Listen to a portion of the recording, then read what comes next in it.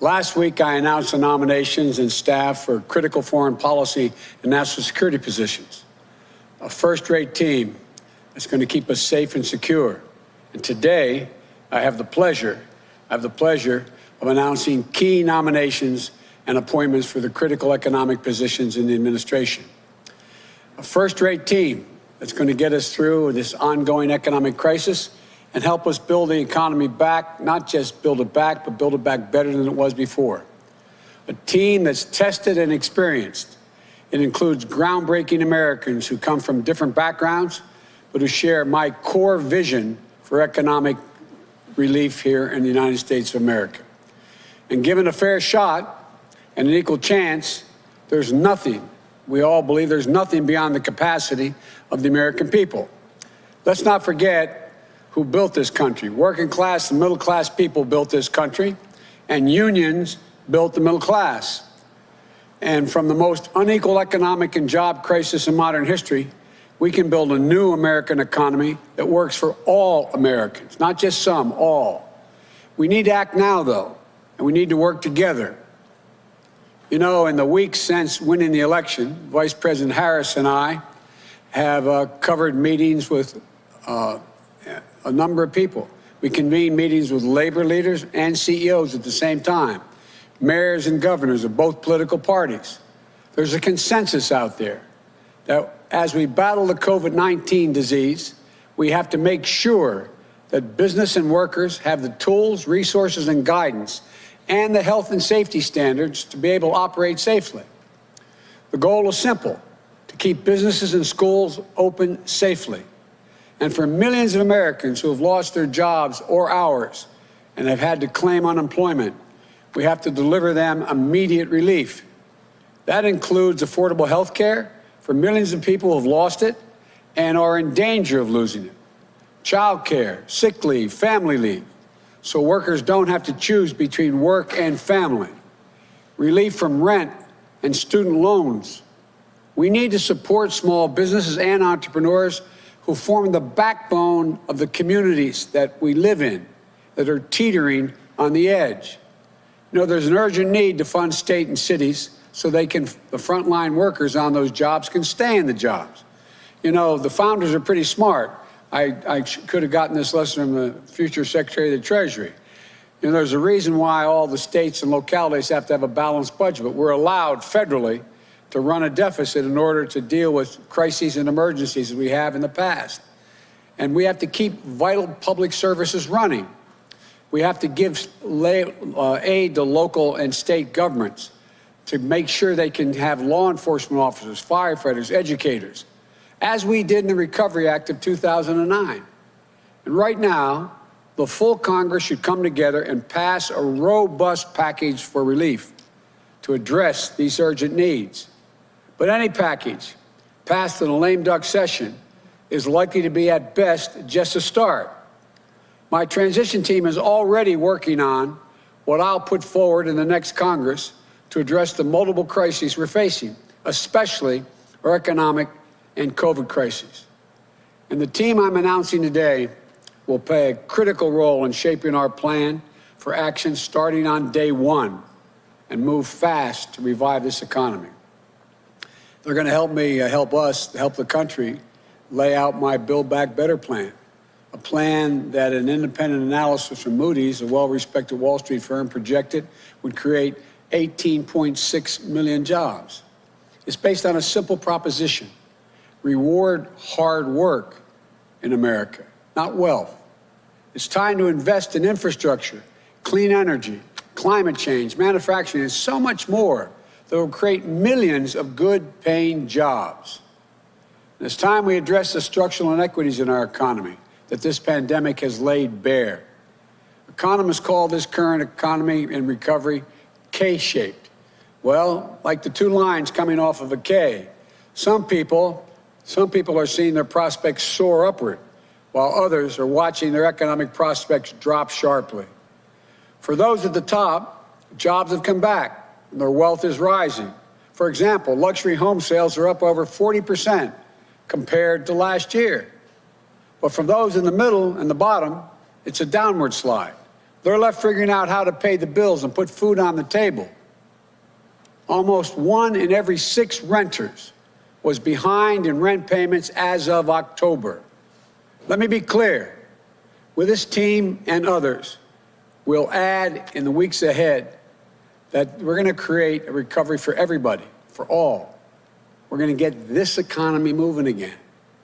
We're going to create jobs, raise incomes, reduce drug prices, advance racial equity across the economy, and restore the backbone of this country, the middle class. Our message to everybody struggling right now is this: help is on the way. My dad, you've heard me say this before, when he lost his job in Scranton when I was a kid, and we eventually moved the family not far from here, Claymont, Delaware, just in the outskirts of Wilmington. He used to say, Joey, a job is about a lot more than a paycheck. It's about your dignity. It's about respect, your place in the community. It's about being able to look your kid in the eye and say, honey, it's going to be okay, and mean it. He also used to say, Joey, I don't expect the government to solve my problems, but I do expect them to understand my problems. This team understands.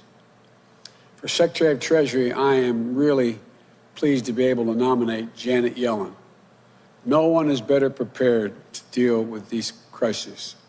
I wish it weren't as much of a crisis, future Secretary. But she'll be the first Treasury Secretary who is also Chair of the Federal Reserve, Vice Chair of the Federal Reserve, and Chair of the President's Council of Economic Advisors. Janet is one of the most important economic thinkers of our time. She has spent her career focused on employment and the dignity of work, which is really important to me and to all of us. She understands what it means to people and their communities when they have good, decent jobs. Respect across, being looked at by their neighbors and being respected, it matters a lot to them. And respected across party lines and around the world by Main Street and Wall Street. An educator, a mentor, above all, the daughter of a working class Brooklyn neighborhood who never forgot where she came from. Her husband, George, is pretty good too. He's won a Nobel Prize, but he's the one that married up. Jan will be the first woman to hold this office. We might have to ask Lin-Manuel Miranda, who wrote the musical about the first Secretary of Treasury, Hamilton, to write another musical about the first woman Secretary of the Treasury, Yellen. So that's what I'm working on right now, Janet. For Director of Office of Managing the Budget, I nominate Neera Tanden. You know, I've known Neera a long time, a brilliant policy mind with critical practical experience across government. She was raised by a single mom on food stamps, an immigrant from India who struggled, worked hard, and did everything she could for her daughter to live out the American dream. And Neera did just that. She understands the struggles that millions of Americans are facing, and she'll be the first woman of color from South Asia, and I think that to lead OMB. We also have another one of those women as Vice President of the United States of America. And so look, all being very serious, she'll be in charge of laying out the budget that will help us control the virus and deal with the economic crisis and build back better. But above all, she believes what I believe. A budget should reflect our values. Again, quoting my dad, for real, my dad's people would say, Joe, let me tell you what I value. And he'd look at them, he's a high school educated guy, very well read. And he'd look at me and say, don't tell me what you value, show me your budget, I'll tell you what you value. That's what you're going to do for us, Mayor. As Deputy Secretary of Treasury, I nominate Wally Adierno. Wally is, you know, Wally, I don't know. I tell you what, Senator Warren really likes you.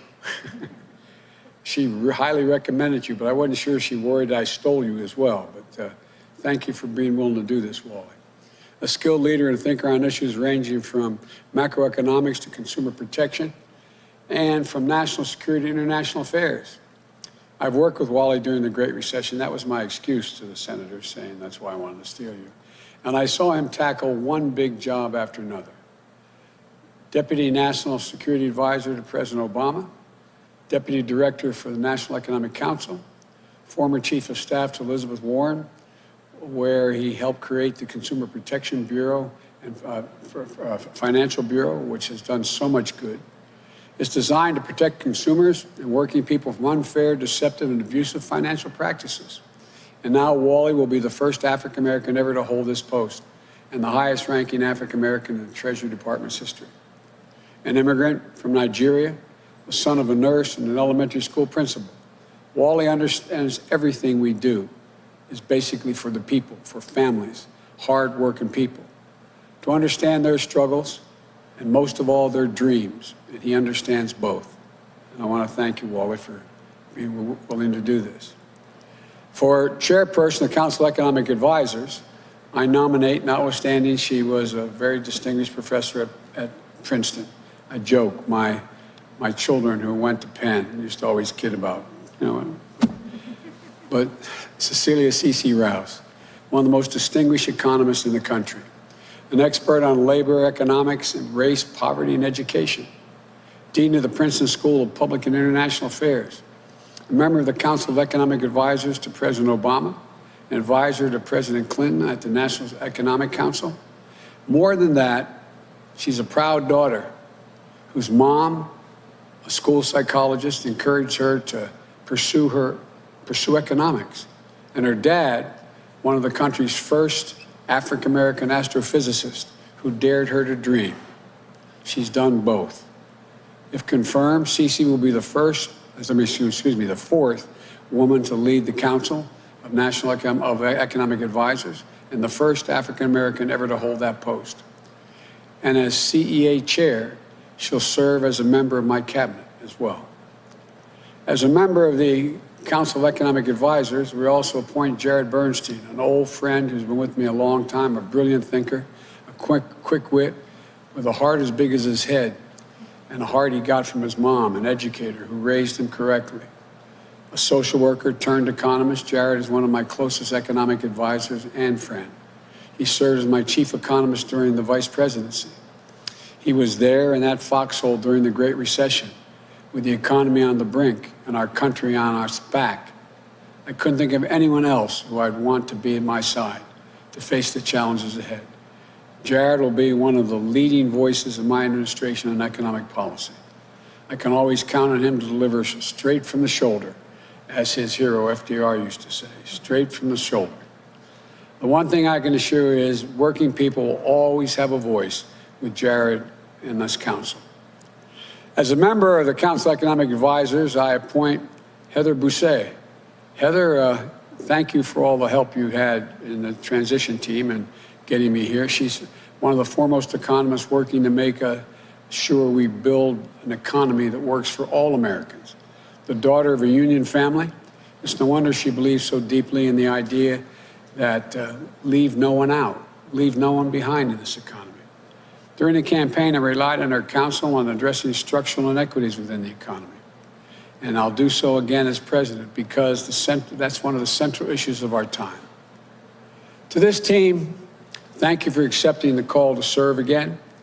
To your families and thank them for their sacrifices because it's real sacrifice. We could not do this without you. And to the American people, this team will always be there for you and your families. This is family-oriented team. We got to make sure ordinary people get a chance to do well because when given a chance, they've never, ever, ever, ever let the country down. 11 years ago, President Obama and I entered office during the Great Recession and implemented the Recovery Act that saved us from a Great Depression.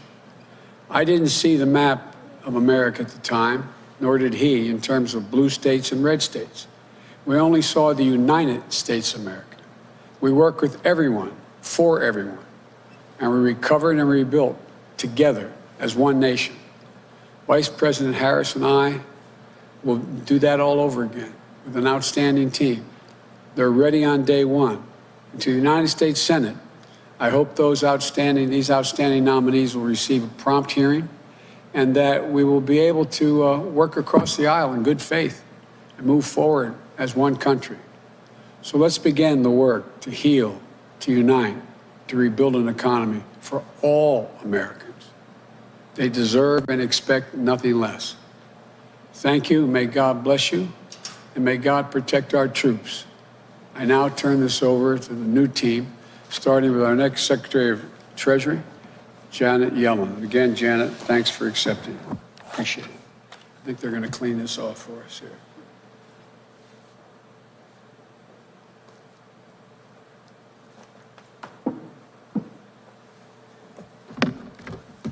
While we have this moment, we will be taking a quick 2-minute break here for you on News Now from Fox.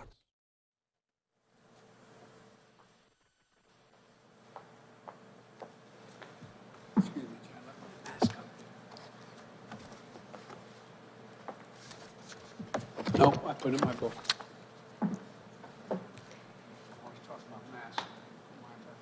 Thank you, Mr. President-elect and Madam Vice President-elect. It's my great honor to have this opportunity to serve you and the American people, and to join this incredible economic team at this moment of great challenge for our country. Mr. President-elect, when you reflect on what your father taught you about how a job is much more than a paycheck, I hear my own father, who raised our family in working-class Brooklyn. When he graduated from medical school during the Great Depression, he looked for a home and a place to hang his shingle near the Brooklyn docks. Back then, Bush Terminal on the upper New York Bay was a thriving hub for manufacturing and transportation, and for the union workers whose livelihoods depended on them.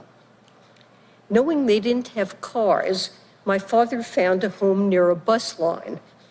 He started his family practice in the basement while we lived on the floors above. At the end of the day, he would talk to me, my brother, and my mom about what work meant to his patients, our friends and neighbors, especially if they lost a job, the financial problems, the family problems, the health problems, the loss of dignity and self-worth. The value of work always stuck with me, so much so that I became an economist because I was concerned about the toll of unemployment on people, families, and communities. And I've spent my career trying to make sure people can work and achieve the dignity and self-worth that comes with it. Mr. President-elect, I know you've done the same. I saw that understanding during the last Great Recession and the Recovery Act that followed. And now we're facing historic crises again. The pandemic and economic fallout that together have caused so much damage for so many and have had a disproportionate impact on the most vulnerable among us. Lost lives, lost jobs, small businesses struggling to stay alive or closed for good. So many people struggling to put food on the table and pay bills and rent. It's an American tragedy, and it's essential that we move with urgency. Inaction will produce a self-reinforcing downturn, causing yet more devastation. And we risk missing the obligation to address deeper structural problems, inequality, stagnant wages, especially for workers who lack a college education. Communities that have seen industry disappear with no good jobs replacing lost ones. Racial disparities in pay, job opportunities, housing, food security, and small business lending that deny wealth building to communities of color. Gender disparities that keep women out of the workforce and keep our economy from running at full force. It's a convergence of tragedies that is not only economically unsustainable, but one that betrays our commitment to giving every American an equal chance to get ahead. But I know this team will never give up that commitment. As you've said before, Mr. President-elect, out of our collective pain as a nation, we will find collective purpose to control the pandemic and build our economy back better than before, to rebuild our infrastructure and create better jobs, to invest in our workforce, to advance racial equity and make sure the economic recovery includes everyone, to address the climate crisis with American ingenuity and American jobs, working together with the outstanding national security and foreign policy team you announced last week to help restore America's global leadership. And above all, we share your belief in the American dream of a society where each person with effort can rise to their potential and dream even bigger for their children. I pledge, as Treasury Secretary, to work every day towards rebuilding that dream for all Americans. And to the great public servants of the Treasury Department, I look forward to working with you and Wally to rebuild the public trust. To the American people, we will be an institution that wakes up every morning thinking about you, your jobs, your paychecks, your struggles, your hopes, your dignity, and your limitless potential. Thank you.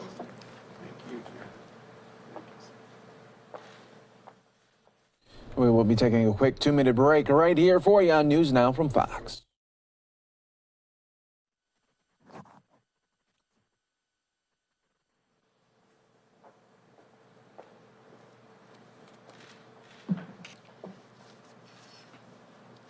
Mr. President-elect, Madam Vice President-elect, I'm humbled and honored by the trust you've placed in me to work with this talented team on behalf of the American people.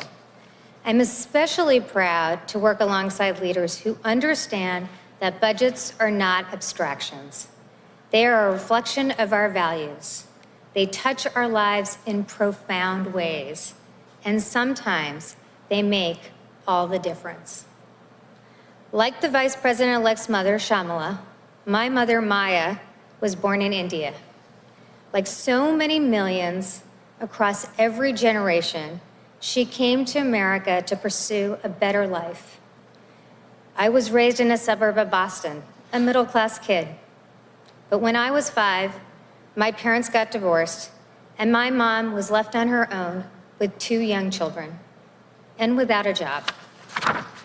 She faced a choice: return to India, where at a time divorce was stigmatized and the opportunities for her and her children would be limited, or keep fighting for her American dream. She stayed, and America came through for her when times were tough. We relied on food stamps to eat. We relied on Section 8 housing vouchers to pay the rent. We relied on the social safety net to get back on our feet. This country gave her a fair shot to reach the middle class, and she made it work. She got a job as a travel agent, and before long, she was able to buy us our own home in Bedford, Massachusetts, and eventually see her children off to college and beyond. I'm here today thanks to my mother's grit, but also thanks to a country that had faith in us, that invested in her humanity and in our dreams. I'm here today because of social programs, because of budgetary choices, because of a government that saw my mother's dignity and gave her a chance. Now it is my profound honor to help shape those budgets and programs to keep lifting Americans up, to pull families back from the brink, to give everybody the fair chance my mom got, and that every single person deserves. That's the America Maya and Shyamalan were drawn to. The America the President-elect and Vice President-elect are ready to grow. I believe so strongly that our government is meant to serve all the American people, Republicans, Democrats, and independents alike, all of whom deserve to know their government has their back. I look forward to working together alongside the dedicated career professionals of the OMB to expand possibilities for every American family. And I want to thank my own wonderful family, my husband, Ben, without whose love and support I would simply not be here, and our children, Alina and Jaden. Thank you all for this profound opportunity to serve.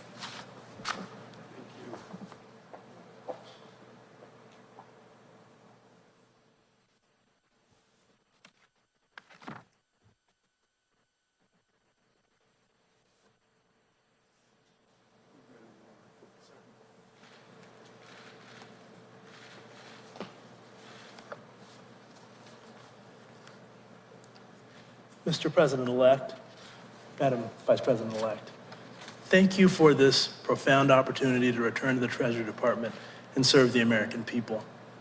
I know firsthand the President-elect's capacity to lift our country out of hard times because I had the privilege of working with him to help Americans recover from the Great Recession. In California's Inland Empire, where I'd grown up in a working-class neighborhood, the Great Recession hit us hard. We were one of the foreclosure capitals in the United States. The pain of this was real for me. It wasn't just numbers in a report or stories on the nightly news, but neighbors and friends who lost everything. I was proud of the work I got to do at the Consumer Financial Protection Bureau, protecting American consumers, and at the Treasury Department, helping to grow the US economy.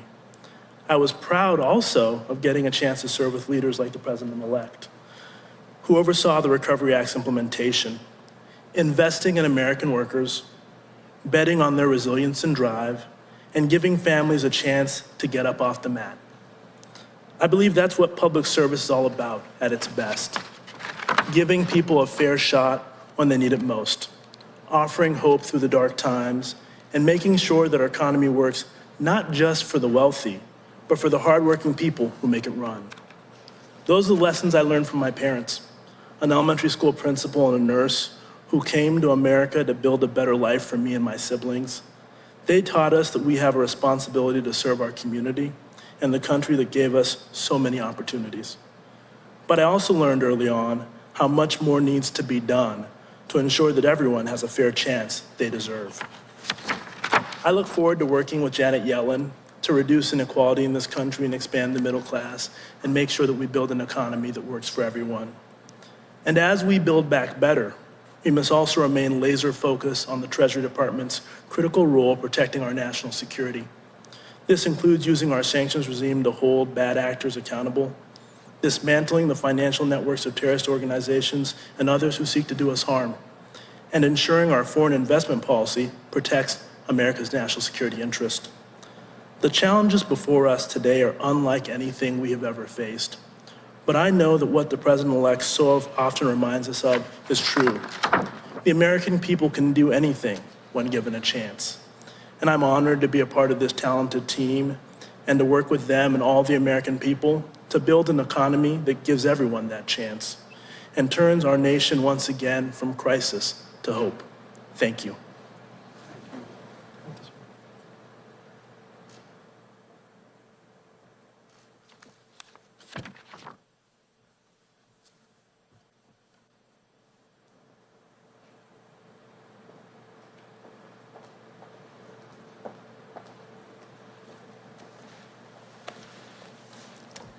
Good afternoon, Mr. President-elect, Madam Vice President-elect. Thank you for this extraordinary opportunity to join this team. I'm humbled and honored and ready to get to work for the American people. To be perfectly honest, until recently, I did not anticipate I would return to public service. As every academic knows, when you've laid down roots at a school you love, with incredible students and colleagues you've grown with, it isn't easy to take a leave. It requires a rare combination of urgency and opportunity to pull you away. But that rare combination is precisely what our nation is facing right now. My path as an economist began in my first year of college. My mother, the school psychologist, encouraged me to take a course in economics. And it happened to coincide with what at the time was one of the worst spikes in unemployment since the Great Depression. It was impossible for me to separate what we were learning in the classroom from what I know was going on in towns across the country. And so I found myself drawn to the study of the labor market in all of its dimensions. The reasons that jobs disappear, the impact of education on people's job prospects, and the ways we can tear down barriers to job growth and make it easier for people to find long-lasting economic security. Today, nearly 40 years later, we are once again living through one of the worst job crises since the Great Depression. Millions of families have had their lives turned upside down. The safety net has frayed, leaving vulnerable Americans to slip through into hardship and hopelessness. And importantly, structural inequities that have always existed in our economy are being exacerbated like never before. This is a moment of urgency and opportunity, unlike any we faced in modern times. The urgency of ending a devastating crisis and the opportunity to build a better economy in its wake. An economy that works for everyone, brings fulfilling job opportunities, and leaves no one to fall through the cracks. I look forward to working with the President-elect and Vice President-elect and this amazing entire economic team to address that urgency and seize that opportunity and make our economic system work better for every American. Thank you.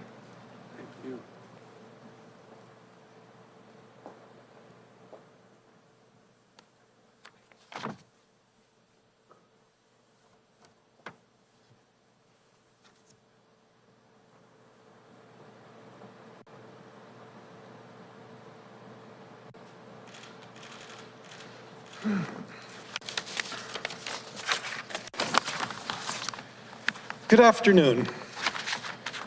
I'm hard-pressed to find the words to express my gratitude to the President-elect and Vice President-elect for the chance to be here today. In thinking about the path that brought me here, a good place to start is 12 years ago, almost to the day, when I met with then Vice President-elect Biden at his home not far from here. It was supposed to be a job interview to be his chief economist, but it quickly turned into a conversation about economic justice and fairness, which, as many here know, is a common destination in conversations with the President-elect. Over the years, we've continued that discussion. Often it takes the form of some policy minutiae. Sometimes it's me hitting him with far more graphics than are necessary, or him telling me to stop speaking economese and start speaking English. Guilty as charged, Mr. President-elect. I suspect the reason we had such a meeting of the minds back then dates back to a common saying in my household when I was growing up. If you're not part of the solution, you're part of the problem. I grew up with a single mother, a lifelong educator. There was a picture of FDR on the wall. Her proudest moment wasn't when I got a PhD, it was when I got a union card. Local 802, the New York City's musicians union, but that's a whole other story. Of course, if you intend to be part of the solution, you need to accurately diagnose the problem. In that regard, I think the President and Vice President-elect's agenda is timely, resonant, and visionary. Yes, they've stressed the urgent need to control the virus and provide the relief needed to help families and businesses get to the other side of this crisis. But they've been just as adamant that simply getting back to where we were sets the bar too low. We must build back an economy that's far more resilient, far more fair, and far more inclusive. It is precisely the vision this nation needs, and I suspect I'm not the only person on this stage chomping at the bit to get to work on making their vision a reality. Thank you.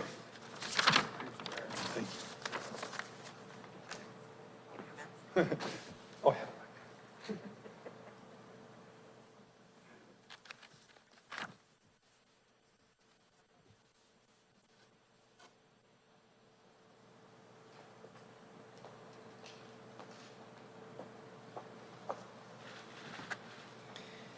Mr. President-elect and Madam Vice President-elect, I am honored and very grateful for the chance to be a part of this absolutely exceptional team and excited to get to work helping build an economy rooted in the values that we share: equality, opportunity, and the dignity of work.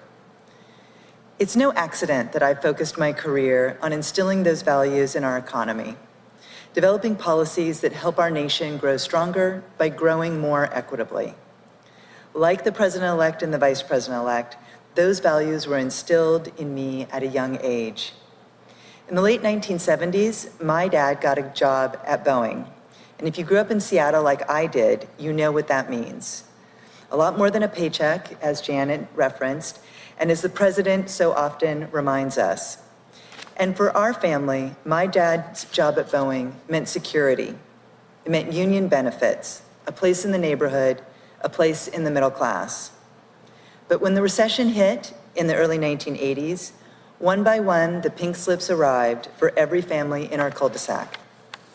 Every kid at my bus stop had a parent who was laid off. Our entire community saw its future dimmed, and one by one, it was my turn. So the first time I truly experienced this thing called the economy, it was my parents sitting down and explaining that things were going to be tougher for a while because my dad was on layoff. Too many kids in America experience the economy through those kinds of difficult conversations, or far worse. I was struck by the profound power this mysterious force held over my life, my friends, and my community. And I wondered if that power couldn't also be wielded to create happier conversations and fuller lives. I've dedicated my career to figuring out how we can grow and sustain the middle class and uproot the gender barriers and racial barriers that leave too many Americans outside the dream looking in. Through the organization I co-founded, I've pursued solutions to reverse the dangerous march of inequality and bring us back to the core value of broadly shared success. That's the same value I see at the heart of the Build Back Better plan, and why I'm so excited and honored to help this team bring not just good jobs, but the good lives and peace of mind that comes with them to every American community. Thank you.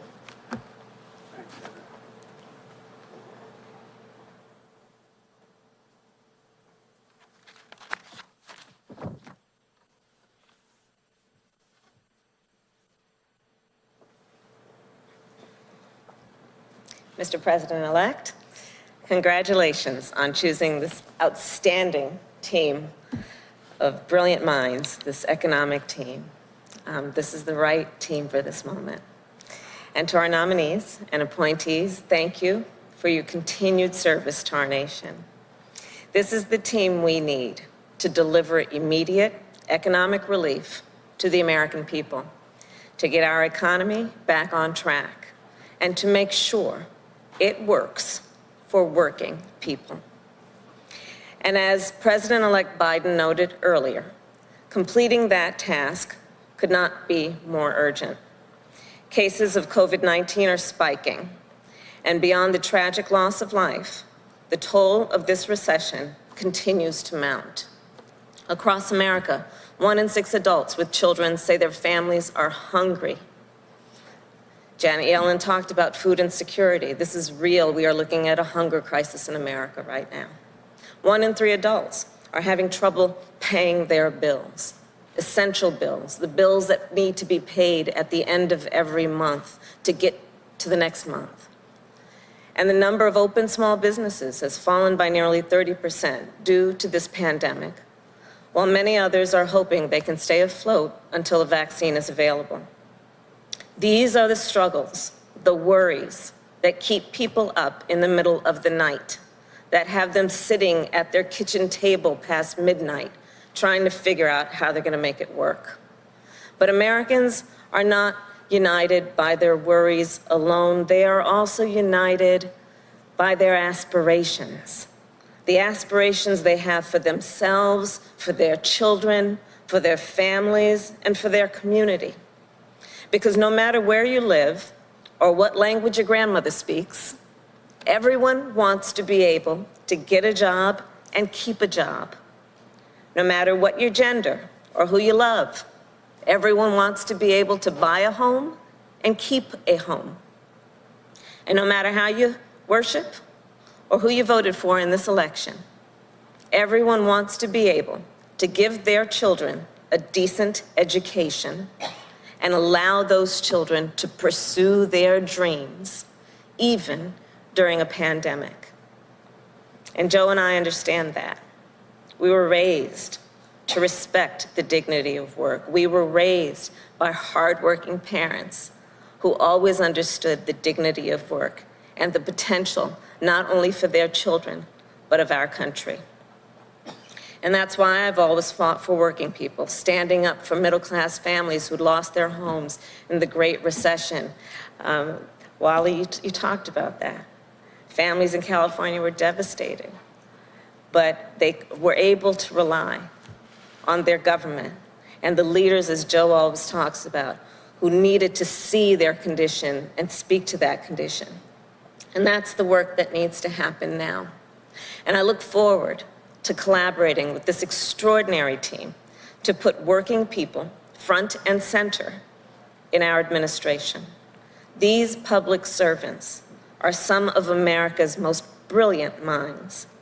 They are proven leaders whose talents, achievements, and life stories, their life stories reflect the stories of the American people, and their stories reflect the very best of our country. And they not only have the experience, the expertise, and what is necessary to help end this economic crisis, but also what is necessary to put people back to work. And they also share in our commitment to building an economy and America where everyone has access to a higher minimum wage and affordable health care, paid family leave and paid sick leave, home ownership, and capital to start a small business. An America where opportunity is within reach for everyone, for all the people. So we've got a lot of work to do to build that America. And as Joe always says, to build back better. And President-elect Biden and I, together with this economic team, will be ready to hit the ground running on day one, because that is what this crisis demands, and that is what the American people deserve. Thank you.